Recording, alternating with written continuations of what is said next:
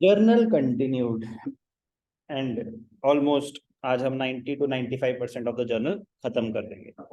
चलो, treatment of accrued income. Accrued income का मतलब क्या होता है? अक्रूड इनकम का मतलब होता है income earn but not yet received. Income earn but not yet received. आपने काम तो कर दिया बट आपके पैसे नहीं मिले। आपने काम कर दिया, आपके पैसे नहीं मिले, तो क्या ये करंट पीरियड की इनकम मानी जाएगी मिताली? मानी जाएगी या नहीं मानी जाएगी? आप, अगर मैं नेक्स्ट पे चला जाऊंगा तो फिर आप बीच में मत बोलें, ठीक है ना? कोई डाउट? मानी जाएगी या नहीं मानी जाएगी? मानी जाएगी, मानी जाएगी। No no, yes yes, yes no, yes. मानी जाएगी, बिल्कुल मानी जाएगी। अक्रूवल अजम्पशन कहता है a transaction is recorded when it takes place and not when the settlement takes place। ये कॉन्सेप्ट तो हमने अकाउंटिंग इक्वेशन में भी यूज करा था, ये चीज हमने बेसिक अकाउंटिंग टर्म्स में भी सुनी थी, और अब जर्नल में भी सेम ही चीज यूज हो रही है कि मैंने काम कर दिया, मैंने सर्विस रेंडर कर दी, मुझे अभी पैसे नहीं मिले। फॉर एग्जांपल मैंने मार्च में सर्विस रेंडर कर दी, मार्च में पैसे नहीं मिले, 31 मार्च को बुक्स क्लोज कर रहा हूँ, तो वो मार्च की इनकम मानी जाएगी कि नहीं मानी जाएगी? बिल्कुल मानी जाएगी। अक्रूवल अजम्पशन कहता ही है कि भाई साहब आपका काम हो गया, right to receive the payment has been established. पैसे मिले या नहीं मिले उससे फर्क नहीं पड़ता, इनकम मानी जाएगी।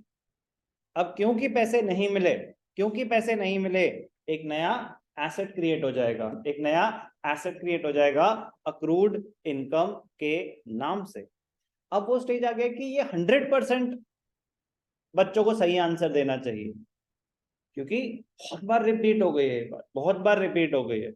और गलत आंसर का मतलब ये नहीं होता कि ओहो जर्नल एंट्री गलत हो जाएगी। अरे वो चीज पता नहीं कहाँ कहाँ यूज होगी, वो अकाउंटिंग इक्वेशन में भी यूज हो सकती है, वो टर्म्स में भी यूज हो सकती है, वो आगे जाके किसी और चैप्टर में भी यूज हो सकती है। ट्राई टू अंडरस्टैंड कि एक बिजनेस में ना नंबर ऑफ ट्रांजैक्शंस लिमिटेड ही रहेंगी, वो सारी ट्रांजैक्शन आप अंडरस्टैंड कर लो ना अच्छे से, तो आप रिकॉर्डिंग का प्रोसेस भी कर पाओगे, क्लासिफिकेशन का प्रोसेस भी कर पाओगे, समराइजिंग भी कर पाओगे। और वही अगर ट्रांजैक्शन नहीं समझ आई तो वो रिकॉर्डिंग के स्टेज पे भी गलत करोगे, क्लासिफिकेशन के स्टेज पे भी गलत करोगे, समराइजिंग के स्टेज पे भी गलत करोगे। That is the only reason कि अभी मैं इतनी डिस्कशंस करता हूं, क्योंकि मुझे इसकी इंपॉर्टेंस आगे पता है, आपको थोड़ी ना पता है कि आगे कितनी बार यूज होगा। बट प्लीज, कोई चीज रिपीट हो रही है तो वो गलत नहीं होनी चाहिए। फर्स्ट टाइम गलत करो, कोई दिक्कत नहीं है, don't repeat the same mistake.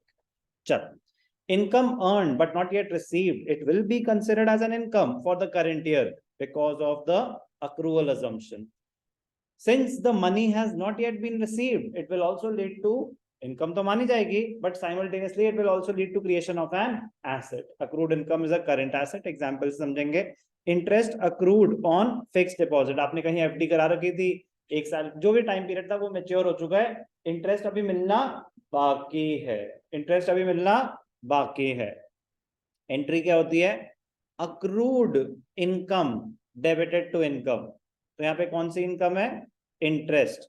तो accrued interest account debited to interest.